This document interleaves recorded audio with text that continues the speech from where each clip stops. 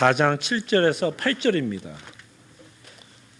디모데후서 4장 7절에서 8절.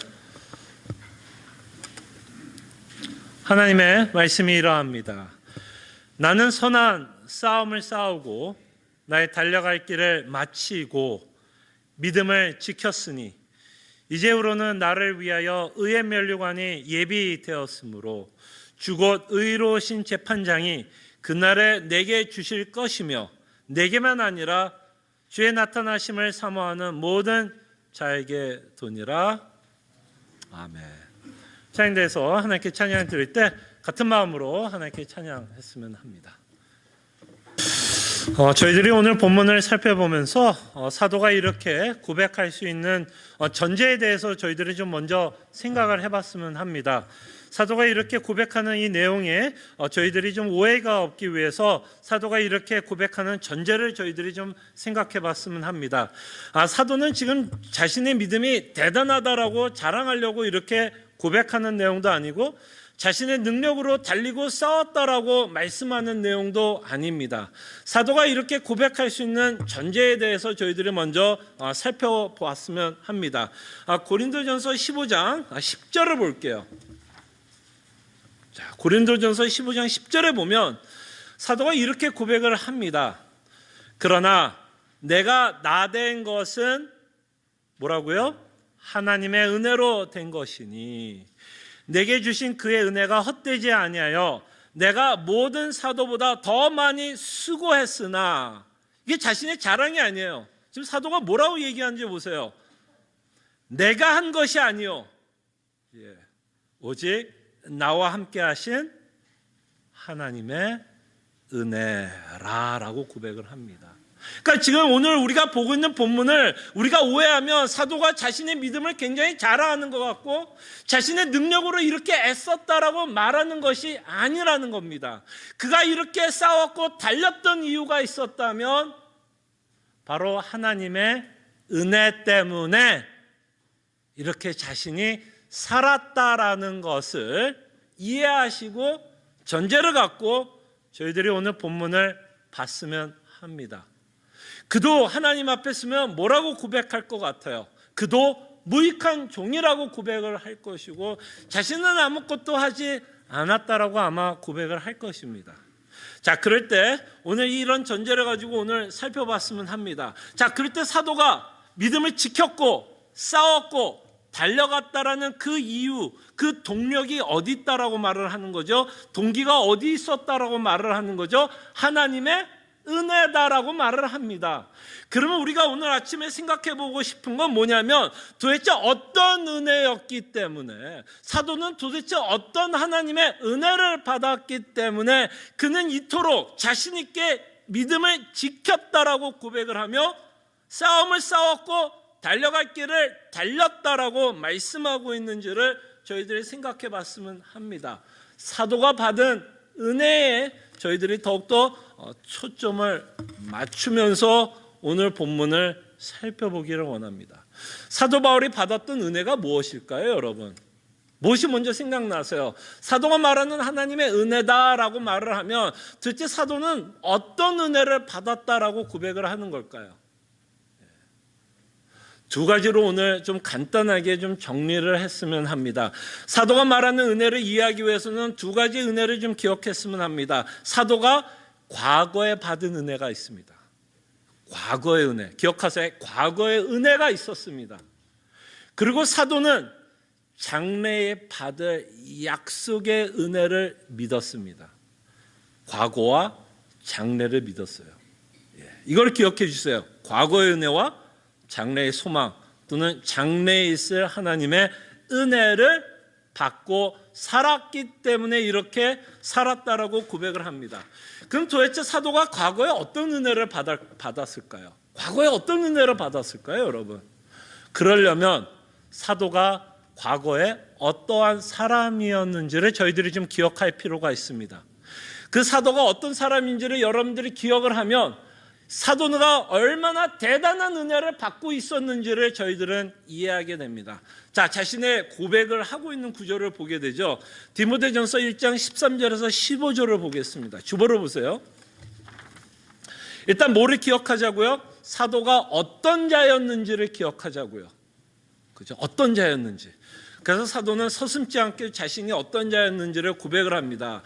자, 제가 읽어드릴게요. 뭐라고 고백하죠? 내가 전에는, 무슨 말이에요? 내가 과거에는 이런 사람이었어 라고 고백을 하는 내용이에요. 내가 전에는 어떤 자였어요? 비방자요, 박해자요, 폭행자였으나.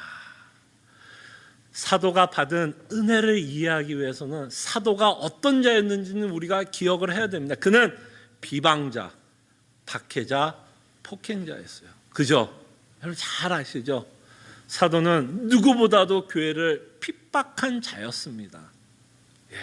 이렇게 자신이 비방자요, 박해자요, 폭행자라고 이야기를 하면서 사도가 무슨 말을 할까요, 여러분? 여러분들이 사도라면 무슨 말을 쓸까요? 여러분들이 지금 디모데전서를 쓰고 있다고 생각을 해봐요. 뭐라고 쓸까요? 이런 나는 하나님으로부터 절대로 은혜를 받을 수 없는 자라는 말을 쓰고 싶지 않을까요? 그죠? 사도가 지금 뭘 얘기하고 싶을까요? 과거에 자신이 어떤 자라는 걸 말을 함으로써 자신은 하나님으로부터 절대로 사랑과 은혜를 받을 수 없는 자였다라는 것을 강조하고 싶어서 자신의 과거를 쓰고 있는 거 아닐까요? 그러면서 뭐라고 그래요? 폭행자였으나 도리어 나 정말 하나님께 은혜를 받을 수 있는 자가 아니었는데 도리어 뭐를 받았다고요? 긍휼을 입었다라고 말을 합니다. 그러면서 14절에 뭐라 그래요? 우리 주의 은혜가 그리스도 예수 안에 있는 믿음과 사랑과 함께 넘치도록 풍성하였다. 이게 무슨 말이에요? 그 은혜가, 그 사랑이 넘치도록 풍성했다라고 얘기합니다. 무슨 얘기하는 거예요? 다시 무슨 얘기하는 거예요? 나 하나님께 은혜 받을 수 있는 자가 절대로 아니었는데 나 같은 자에게 도리어 은혜를 베푸시고 있는 하나님의 사랑을 보면서 그의 사랑이 얼마나 넘치고 풍성했는지를 지금 말씀을 합니다. 그럴 때 사도는 저희들이 아까 불렀던 찬송가를 되게 좋아했을 것 같아요. 어떤 찬송가를 좋아했을까요? 310장. 이 1절의 사도는 못 불렀을 것 같아요. 1절을 못 불렀을 것 같아요. 그냥 울면서 가사를 읽었을 것 같아요. 여러분 1절을 제가 한번 읽어드릴게요. 아, 하나님의 은혜로 이 쓸데없는 자 왜 구속하여 주는지 난 알 수 없도다. 저는 사도가 이 찬송가를 못 불렀을 거라고 생각해요. 목이 메어서 못 불렀을 거라고 상상이 돼요. 정말 나 같은 비방자, 행악자, 폭행자에게 어떻게 이런 은혜를 베풀었을까? 그러면서 그 십자가에 나타난 뭐를 보는 걸까요, 여러분? 여러분, 이 십자가에 나타난 하나님의 사랑을 사도는 우리에게 외칩니다. 그러면서 여러분, 이 십자가에 나타난 하나님의 사랑을 통해서 우리는 하나님의 놀라운 면을 발견하게 됩니다. 하나님이 얼마나 아름다운 분인 것을 저희들에게 베풀어 주신 은혜와 사랑을 통해서 깨닫게 되는 것 같아요. 그래서 여러분, 아까 제가 시편 8편을 읽으면서 예배의 부름을 시작했는데요. 여러분 아까 조금 기억나세요? 여호와 우리의 주의 이름이 온 땅에 어찌 그리 아름다운지요. 그 아름다운 하나님의 여러분 어디에서 발견하는지 아세요? 바로 저 뒤에서 발견해요. 저 십자가는 하나님이 얼마나 아름다우신 분인지, 정말 영광을 받기에 합당하신 하나님인 것을 저 십자가를 통해서 보여줍니다. 누구에게? 비방자요, 핍박자요, 폭행자인 나에게 베풀어 주신 그 은혜, 그 은혜. 정말 하나님의 아름다움을 보게 됩니다. 그래서 제가 가끔 자연에 대해서 이야기할 때가 있잖아요. 여러분, 제가 또 홍보대사, 비공식 홍보대사예요. 누가 돈도 주고 뭐 상패도 주지도 않고 감사패도 주지 않는데 저는 어디를 계속해서 홍보를 합니다. 이 캐나다가 저를 좀 알아줬으면 좋겠어요. 캐나다는 제가 이렇게 설교하는지 모를 거예요. 어쨌든 제가 참 아름다운 곳들은 몇 군데 본 적이 있는데 그중에 참 아름다웠던 게 밴프라는 곳이었어요. 여러분 못 가신 분들 뭐 질투를 유발시키려고 말하는 건 아니고 참 아름다운 걸 보잖아요. 여러분 아름다움을 보면 사람이 표현을 못 하더라고요. 너무 아름다우면 표현을 못해. 그 표현이 안 돼요. 그래서 너무 아름다움을 보면 제가 어떤 그 루이스 레이크를 보면서 표현이 안 돼. 그냥 아예요. 그냥 외마디 감탄사만 나오더라고요. 와, 이거예요. 와. 정말 우리는 여러분과 저는 저 십자가를 보면 설명을 못 해야 돼요. 설명이 안 나와야 돼요. 설명이 나오는 게 아니라 저 십자가를 보면 이 찬송가를 부른 것처럼 이 감탄사 하나로밖에 표현이 안 돼요. 그냥 설명이 안 돼요. 이 사도 바울이 누구였다라는 거예요? 여러분과 저였다라는 거예요. 여러분들이 사도 바울 보면서 저렇게 나쁜 사람만이라고 생각하면 안 돼요.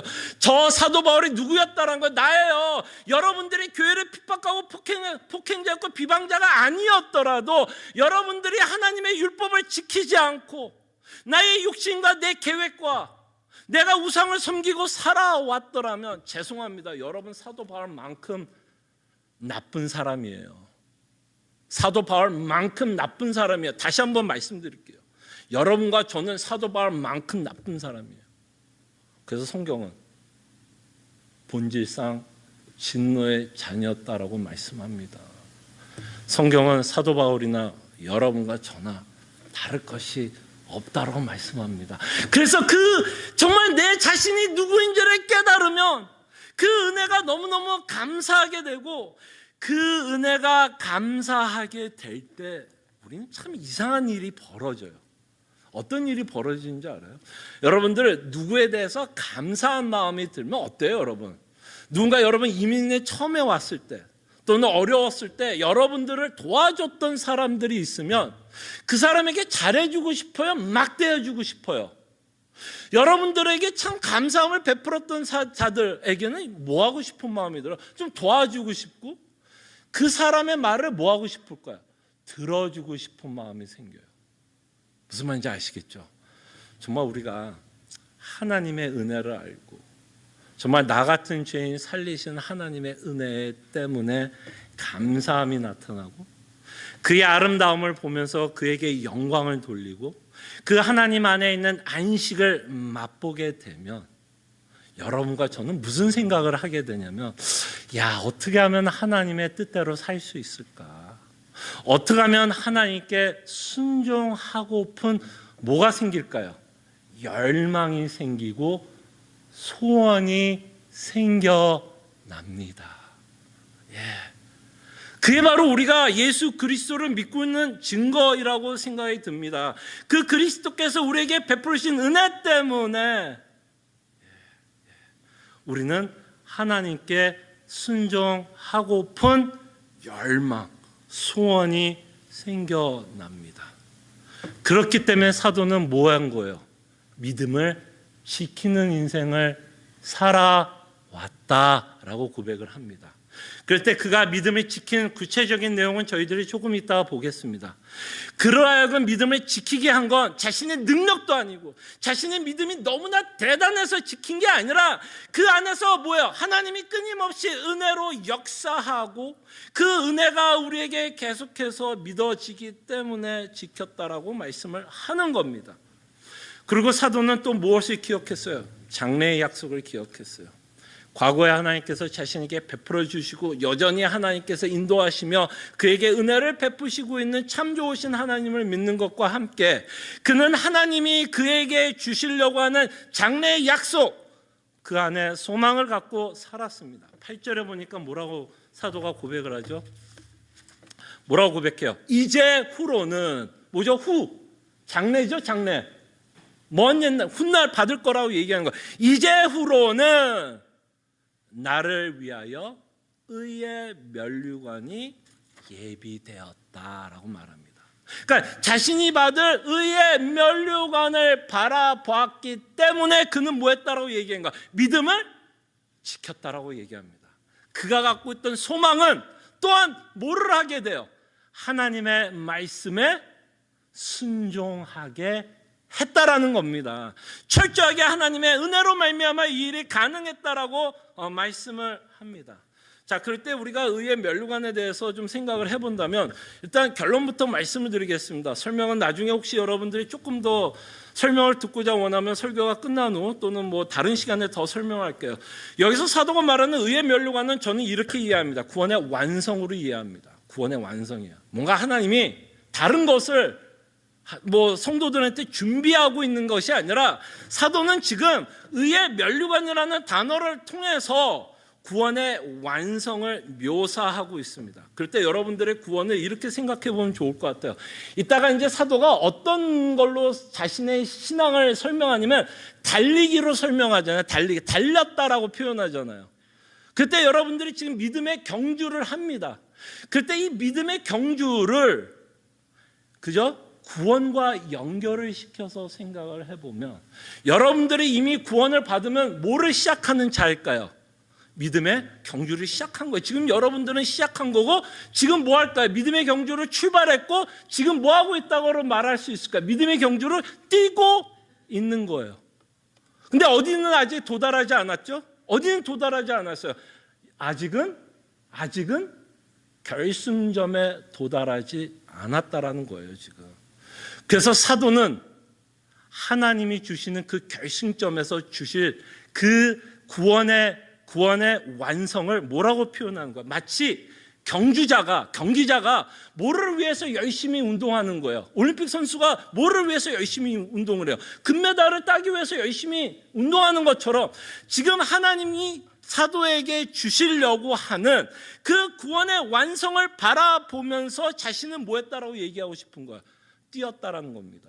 구원의 완성을 위해서. 그러니까 사도는 자신의 인생 가운데서 가장 이루어지기를 원하는 것이 있다면 뭐였을까요? 이 결승점에 도달하는 겁니다. 이 구원의 완성에 들어가는 거예요.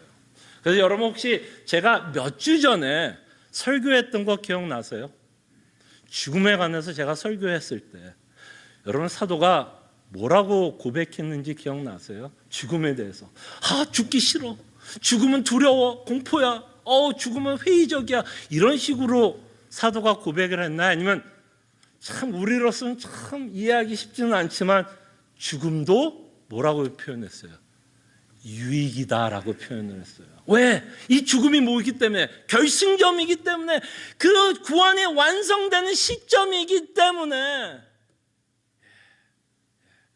그랬을 때 그가 원했던 장래의 소망은 뭐였을까요, 여러분? 여러분, 사도가 그토록 원했던 장래의 소망은 뭐였을 것 같아요? 구원의 완성인데 그 구원의 완성은 뭘까요, 여러분? 뭘까요, 여러분? 구원의 완성은 첫째, 예수님을 만나는 겁니다. 우리의 결승점에 누가 기다려요? 결승점에 의의 면류관을 들고 누가 기다리겠다는 거예요? 누가? 우리를 구원하신 예수님. 그 예수님 바라보면서 뭐 하는 거? 뛰는 겁니다. 그리고 좀 이따 보겠지만 구원의 완성을 원하는 이유 중에 하나는 끊임없이 죄와의 갈등에서 뭐 하고 싶은 마음일까요? 벗어나고 싶은 거죠.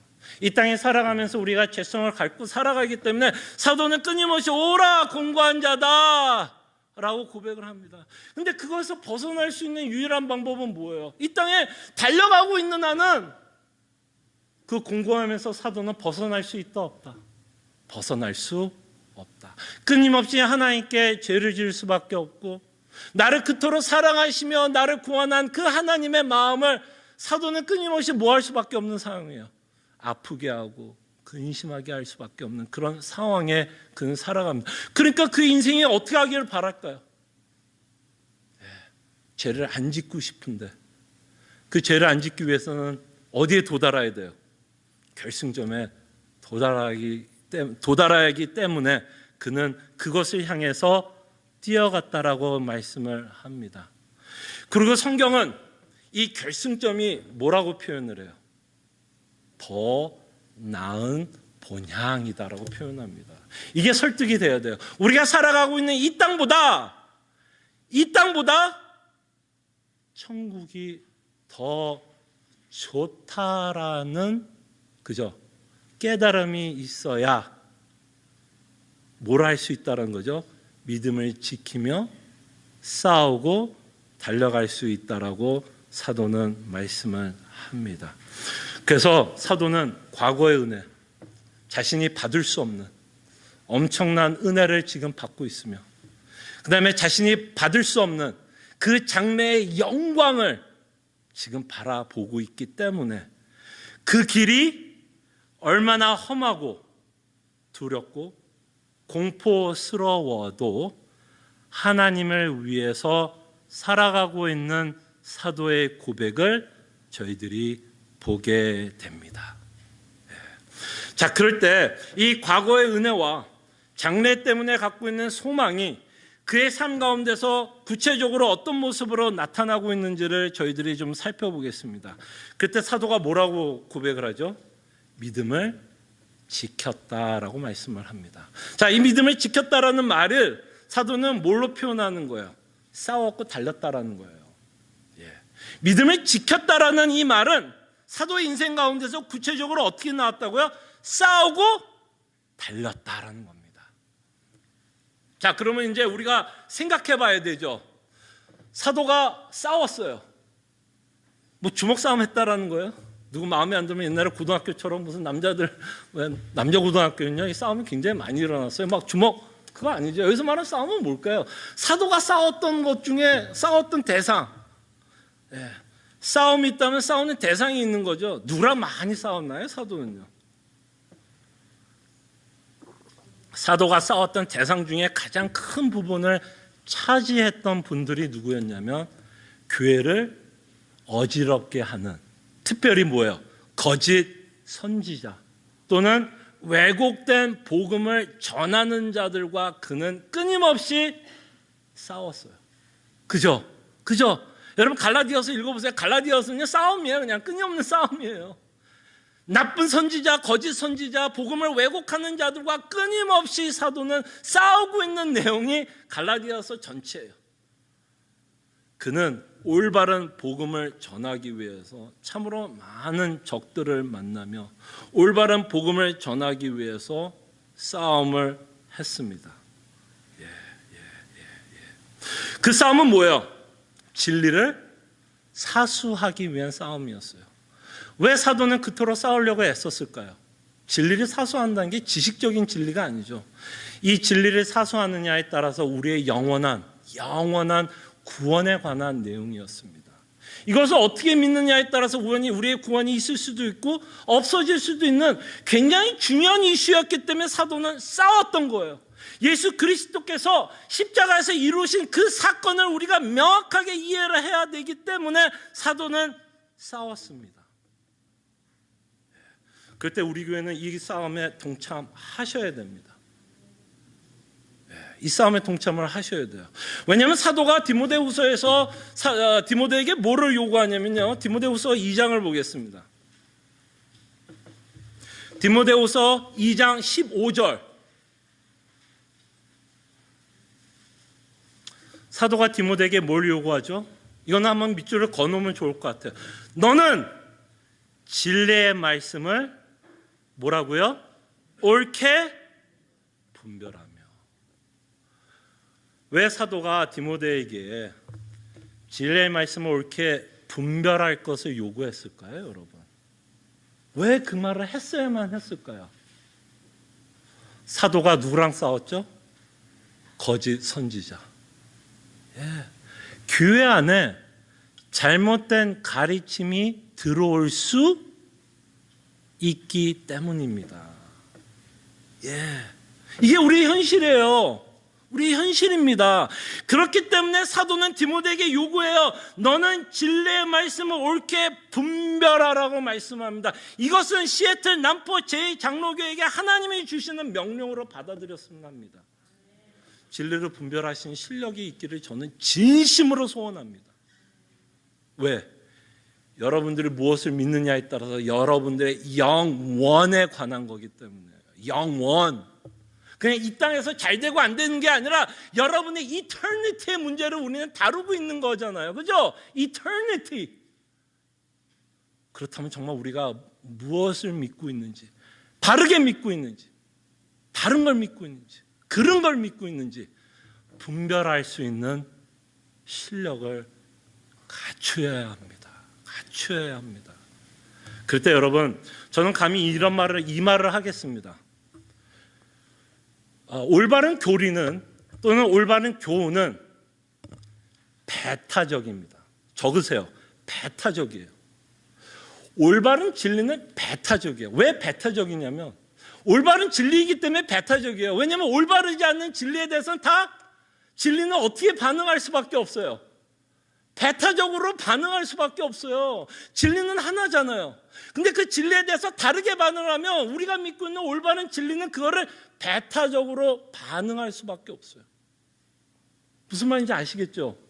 우리가 믿고 있는 성경적 진리는 배타적일 수 있다는 얘기예요.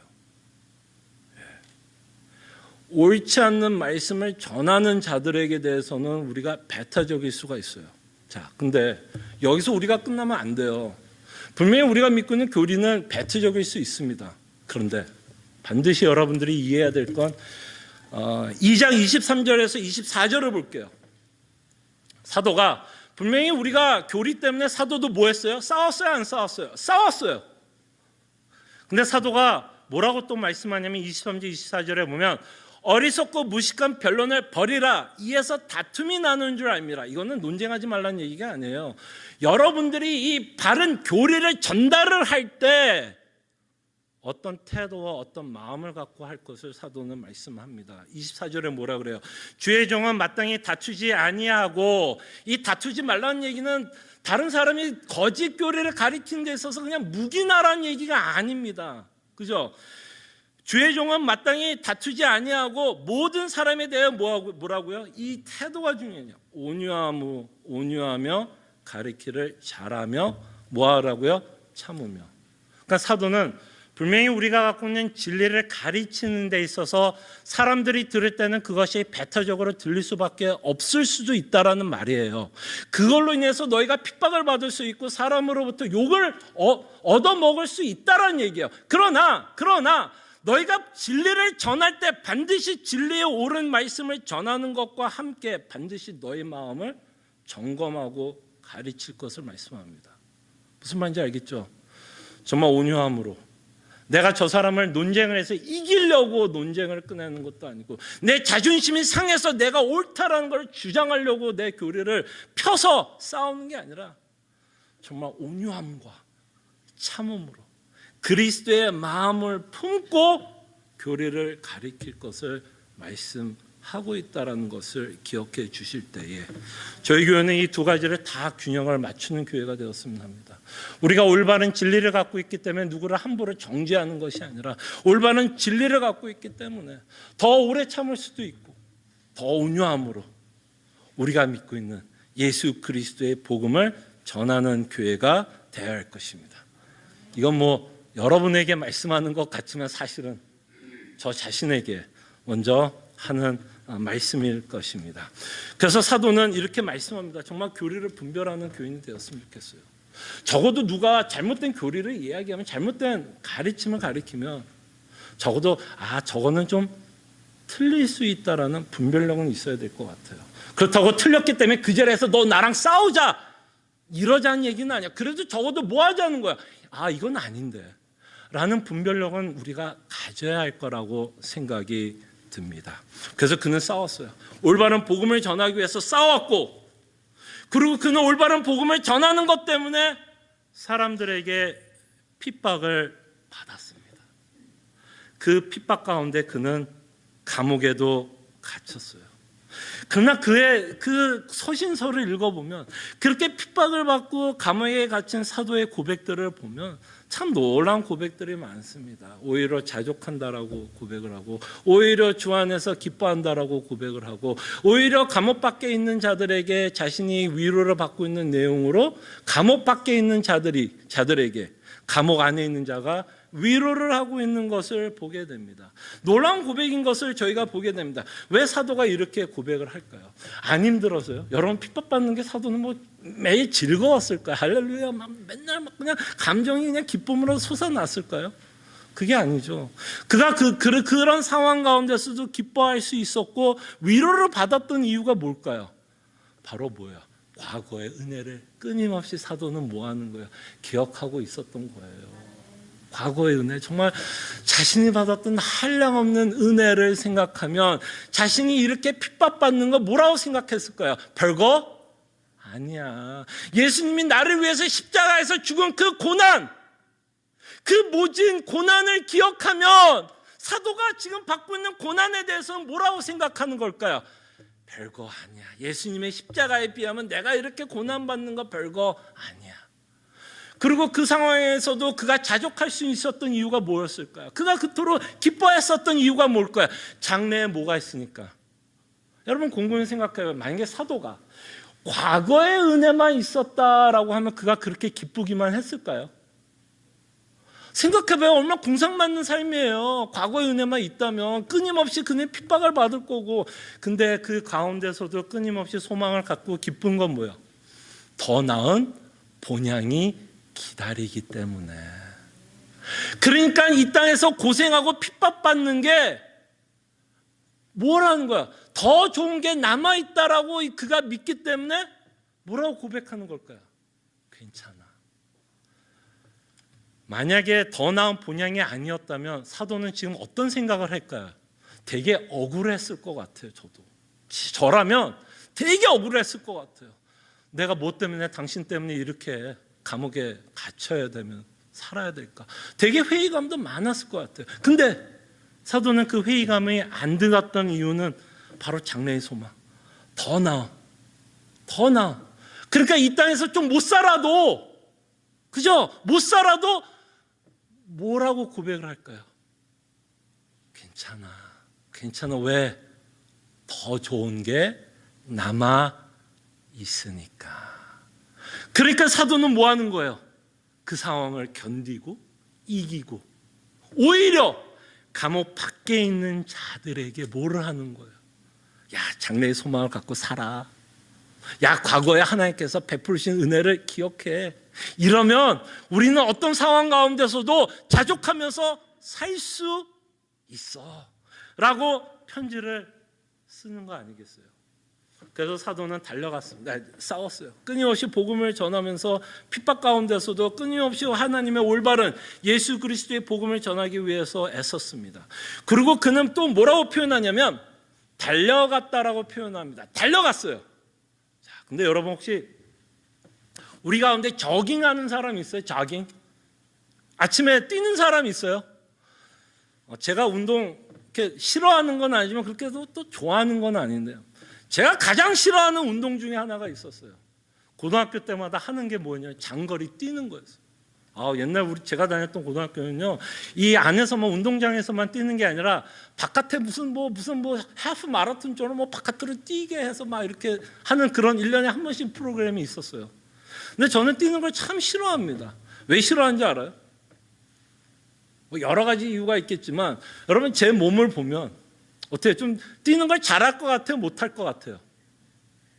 웃으신 분들은 무슨 의미죠? 웃으시는 분들은 제가 굉장히 잘 뛸 거라고 생각하시면서 웃는 걸로, 착각은 자유니까, 그죠? 착각은 자유니까. 그죠? 저 잘 못 뛰어요. 근데 제 몸은 잘 뛸 수가 없어요. 절대로 이 몸을 가지고 잘 뛸 수는 없어요. 거기다가 마라톤은 더더욱 못 뛰어요. 이 몸을 가지고는 뛸 수가 없어요. 적어도 이 몸이 뛰려면 일단 뭐부터 좀 해야 될까요? 일단 한 가지는 확실하게 하나는 해야 돼요. 이 몸이 뛰려면 일단 몸무게는 줄여야 돼요. 몸무게를 줄이지 않고는 저는 뛸 수가 없어요. 근데 신앙생활도 똑같은 거 알아요? 똑같아요. 몸무게가 무거우면 뛰지를 못하는 것처럼 죄의 무게를 들고 뛰면 잘 뛸 수 없다라고 성경은 말씀을 합니다. 히브리서 12장 1절이에요.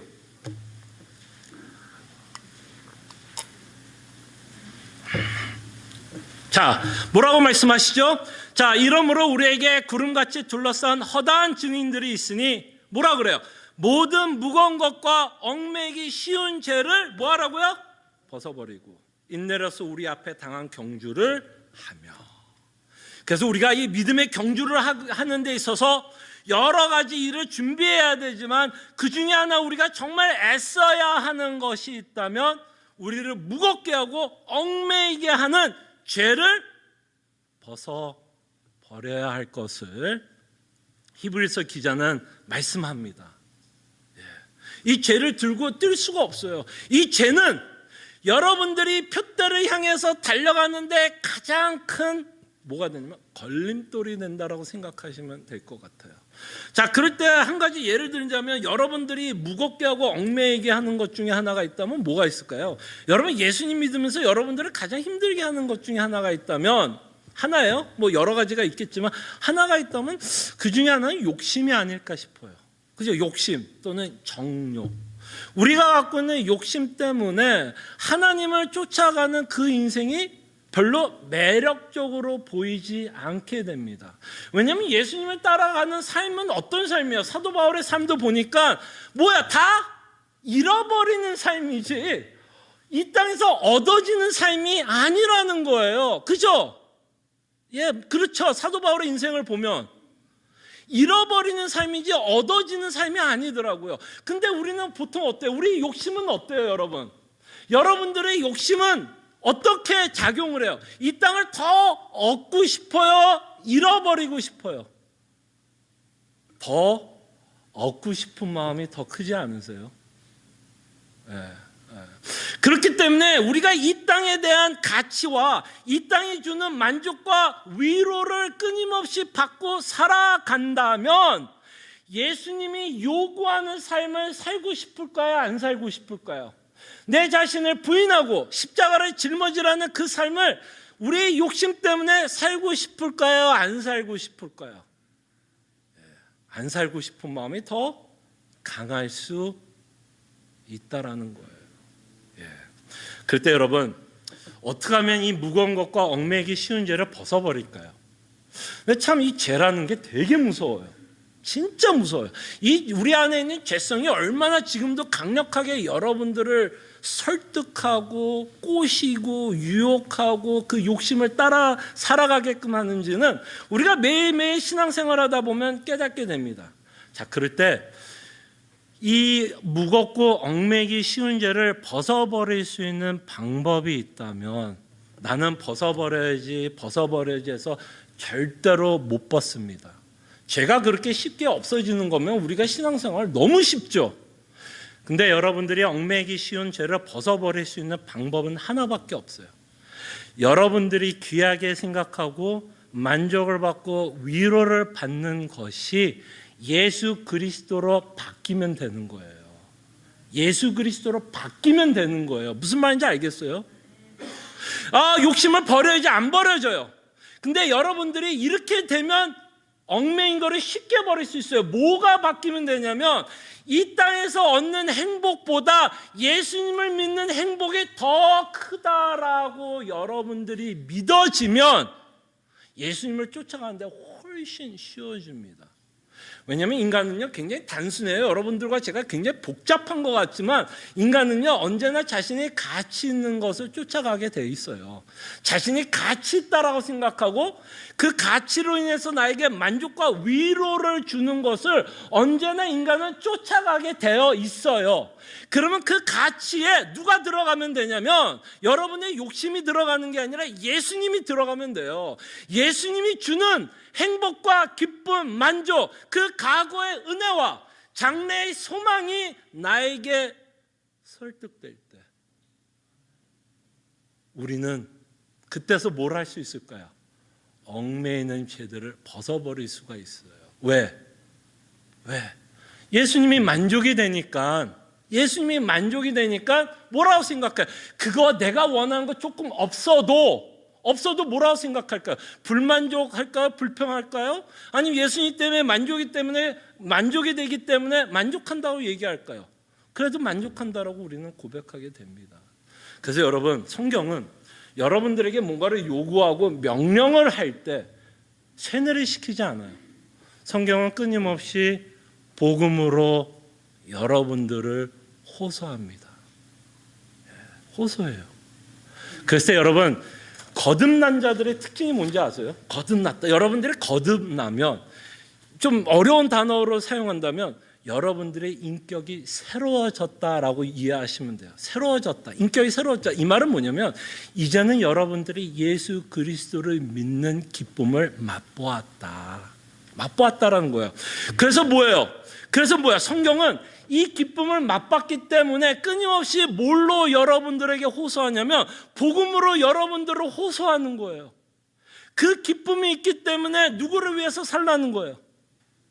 하나님을 위해서, 예수 그리스도를 위해서 살라는 거고, 그 기쁨이 우리에게 끊임없이 호소를 하기 때문에 우리는 무엇까지도 감수하겠다라고 고백을 하냐면 예수님을 위해서 희생도 하고 손해도 보겠다라는 거예요. 그렇게 살다 보면 우리도 죽는 날 뭐라고 고백할 것 같아요, 여러분? 사도 바울과 같이 뭐라고 고백할까요? 믿음을 지켰다라고 고백을 하게 될 것입니다. 자, 이렇게 말씀을 하면 오해가 없기를 바랍니다. 저는 여러분들에게 행위로 구원을 받는다라고 가르치는 거 아닙니다. 지금부터 여러분들이 종말에 들어가고 구원의 완성을 위해서 지금부터 여러분들의 행위로 구원을 받으라 얘기하는 게 아니라, 저는 여러분들에게 뭘로 지금 여러분들에게 동기를 부여주려고 하냐면 복음으로 여러분들에게 호소한다고 생각하시면 좋을 것 같아요. 복음으로. 여러분들이 이미 믿고 있는 그 복음 때문에. 그래서 다시 말씀드리면 결국 이 내용은 뭐냐면, 쉽게 얘기하면 이거예요. 믿기 때문에 그 삶을 뭐 하는 거야? 살아내는 겁니다, 사실은. 아까 제가 야고보서를 읽어드린 거예요. 아까 우리 회개기도 할 때 이 말씀이에요. 너희는 말씀을 행하는 자가 되고 듣기만 하여 자신을 속이는 자가 되지 말라. 결국 뭐야? 이 모든 믿음을 지킨다라는 이 말에는 뭐가 여러분들을 강권하고 설득하고 깨닫게 하기 때문에, 복음이 여러분들을 설득하기 때문에, 그게 뭐라고요? 하나님의 은혜이기 때문에, 그것 때문에 우리는 뭐하고 싶은 열망과 소원이 생겨요? 믿음을 지키고 싶은 그 삶을 저희들이 살아갑니다. 기도하죠. 우리의 삶을 생각하기 전에 반드시 우리가 전제를 갖고 우리의 삶을 생각해 봤으면 합니다. 그럴 때 우리는 과거에 하나님께서 베풀어 주신 엄청난 은혜를 받고 끊임없이 우리 자신에게 리마인드하면서 살아가고 있는지, 그리고 앞으로 받을 그 장래의 소망이 얼마나 대단한 것인지, 히브리서에서 말한 것처럼 더 나은 본향이라고 말하고 있다면 정말 내 안에서 그게 더 좋다라는 것으로 믿어지고 있는지, 깨달아지고 있는지 저희들이 한번 하나님께 기도했으면 하고, 그것이 아마 깨달아진다면 아마 여러분 안에 새로운 소원이 생길 것이라고 생각이 듭니다. 정말 믿음을 지키고 싶은 열망과 소원이 생길 것이라 생각이 듭니다. 함께 기도하죠.